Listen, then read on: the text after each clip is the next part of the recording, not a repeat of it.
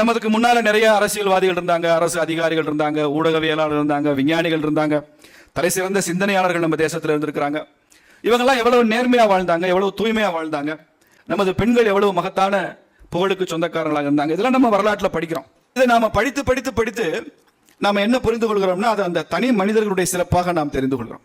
நேர்மையாக இருந்தாருன்னா அது காந்தியின் சிறப்பு, காமராஜர் நேர்மையா இருந்தால் அது காமராஜரின் சிறப்பு, அப்படி நாம புரிந்து கொள்கிறோம். அது மாத்திரமல்ல, அந்த மனிதர்களது சிறப்பு மாத்திரமல்ல, அது இந்த மண்ணின் சிறப்பு என்பதை தெரிந்து கொள்ள வேண்டும் என்பதுதான் நாம புரிந்து கொள்ள வேண்டிய ஒரு விஷயம். ஏனென்றால் நீ உலகத்துல பல நாடுகள் தங்கள் பொருட்களால் அறியப்பட்டவைதான். இங்க இருக்கிற பல பேர் சீனாவுக்கு போயிருக்க மாட்டீங்க. விதிவிலக்க தொழில் சார்ந்து யாராவது சீனாவுக்கு போயிருப்பீங்க. யாரும் சுற்றுப்பயணமோ ஆன்மீக சுற்றுலாவுக்கோ ஒரு டூரிசம்க்கோ பெரும்பாலும் சீனாவை நம்ம யாரும் ப்ரிஃபர் பண்றது இல்லை. ரீதியா யாராவது போயிருக்கலாம். ஆனால் நமக்கு சீனா நாம் பார்த்ததில்லையே தவிர சீன பொருட்களை நமக்கு நன்றாக தெரியும். மேட் இன் தைவான் போட்டிருப்பான். நம்ம தைவானுக்கே போயிருக்க மாட்டோம். தைவான் பொருட்கள் நமக்கு நல்லா தெரியும். ஜெர்மனியினுடைய பொருட்கள் நல்லா தெரியும். அமெரிக்க பொருட்கள் நமக்கு நன்றாக தெரியும். உலக நாடுகளே, அதுவும் இந்த கடந்த 2-3 நூற்றாண்டுகளாக பொருட்களால் அறியப்பட்ட தேசங்கள் தான் உலக நாடுகள். அவங்களுடைய பொருளுக்கு தான் மரியாதை.